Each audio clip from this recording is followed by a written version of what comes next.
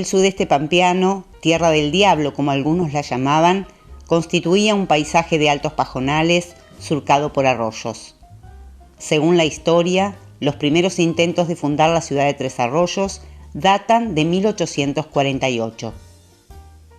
Por aquella época, el coronel Benito Machado, jefe militar que estaba a cargo de la región, instaló su campamento en las proximidades de la confluencia de los 3 cursos de agua que más tarde darían el nombre del partido.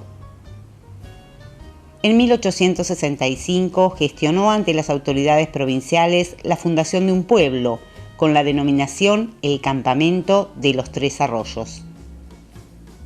Las tierras se fueron poblando y finalmente, el 24 de abril de 1884, Dardo Rocha decretó la fundación de la ciudad de Tres Arroyos, situada en proximidades de los arroyos Orellano, del Medio y Seco, los cuales atraviesan la localidad, desembocando en el arroyo Claromecó.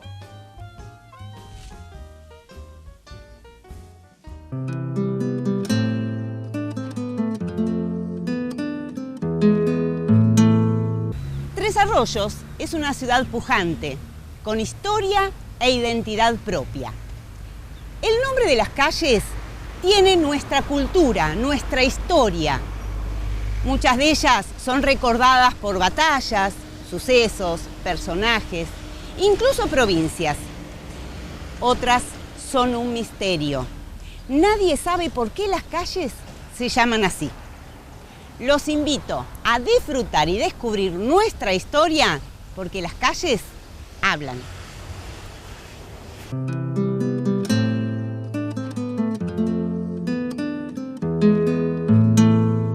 ¿Cómo empezó todo? O sea, dentro de un valle o una llanura con 4 o 5 casas, uno era ramos generales y algunos ranchitos y nada más.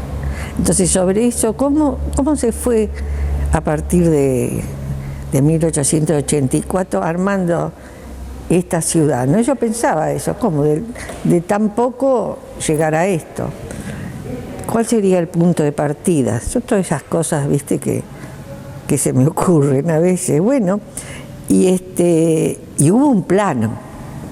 Hubo una persona que hiciera el plano, porque, viste, ni oveja ni vaca había campos y había estancias, ¿no? Pero estaban en los alrededores. Pocas estancias que venían de la época de Rivadavia. Bueno, y entonces hubo de La Plata se hizo el plano, porque todo se hace como ahora en la capital. Ahí a veces ni se conoce el lugar, ¿no? Entonces se hizo un plano, Sousa fue el agrimensor, hizo un plano cuadrado, ¿no? Bien cuadradito, en el medio el lugar para una plaza y después equidistante 4 plazas más.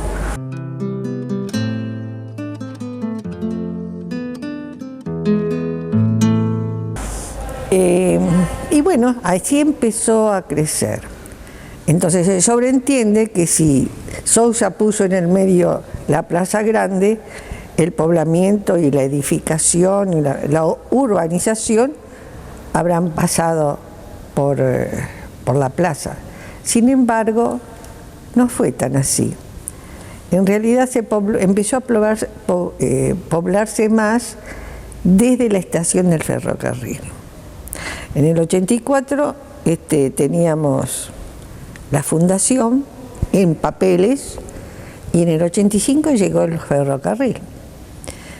Y ese edificio enorme que ahí está. Entonces, a partir de ahí empezó a poblarse y a poblarse. De a poquito pero empezó a poblarse desde esa estación. Y esa estación, por supuesto, para llegar tenía la calle. Entonces ahí se fundó, se creó, se le puso el nombre de Ituzaingó a esa avenida que todavía tiene su nombre y su lugar frente a la estación del ferrocarril.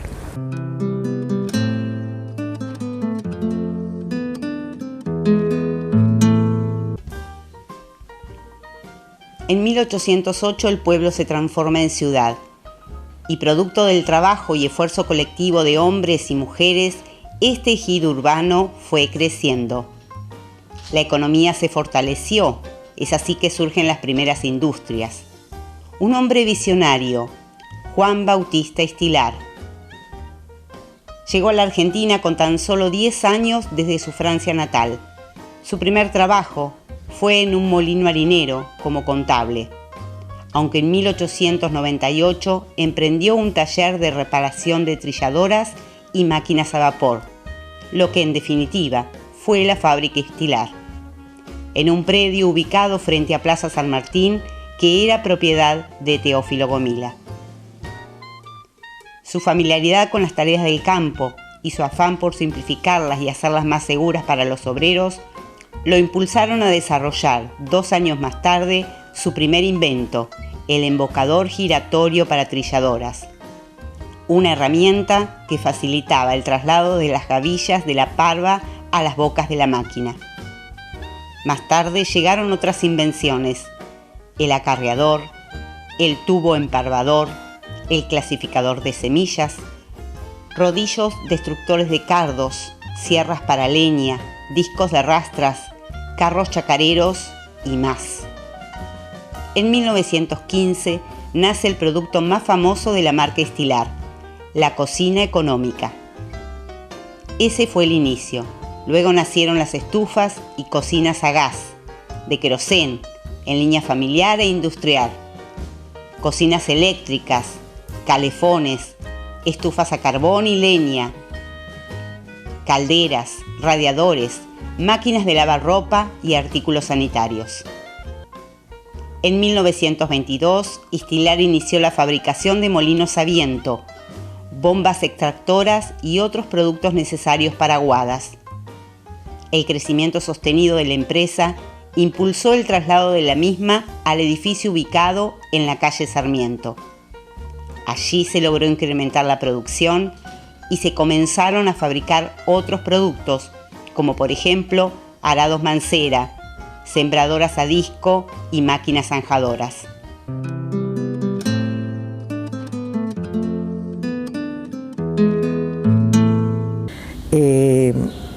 Y él se compró una casa. La casa estaba en la calle Suipacha. Era una casa que todavía está, hoy es creo que hoy es club de municipal en Suipacha. Y dice la leyenda que él se sentaba en esa casa de 2 pisos, donde abajo tenía plantas que él hacía... ¿Jardinería? Sí, jardinería, y después arriba trabajaba con fotografía y tenía esos eran sus gustos. Y entonces él veía a los chicos de enfrente que jugaban, pateaban la pelota en un descampado. Dice la leyenda que un día los muchachos esos que estaban ahí se cruzaron, hablaron con él y le dijeron si permitían hacer una cancha de fútbol ahí. Y nació Huracán, el Club Huracán, ¿no? Esas manzanas, creo que son 2 manzanas, las donó Estilar. Era amigo de Carrere, que era un famoso poeta de esa época y que tiene que ver con otro personaje que después capaz tengo tiempo de comentar. Bueno, él murió en el 34, así que no pudo ver después la evolución a posteriori, ¿no?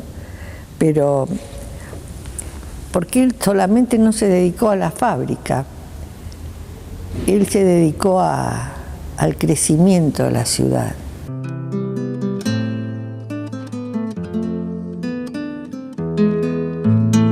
Fundador también de la Liga del Comercio y la Industria, de la Biblioteca Sarmiento, donó el terreno y el salón de actos y un salón de entrada que tenía la Biblioteca Sarmiento. Creo que tuvo que ver también con Celta, con la cooperativa eléctrica en ese momento, así que estaba siempre alerta a todo. Era muy astuto. Yo tuve una vez una larga conversación con don Pepe Carrera, que era una de las instituciones del Banco Comercial, y era mucho más chico que Estilar, ¿no? Y dice que una vez le fue a llevar una carta de algún problema que había tenido con unos individuos, y él estaba en la casa, y bueno, le dijo, bueno, con Juan de los Palotes me ha pasado tal cosa, y qué sé yo cuánto. Bueno, le dio la carta y don Juan Estilar la puso ahí sobre, no sé si en el escritorio, porque era en la casa, no era en la liga en ese momento.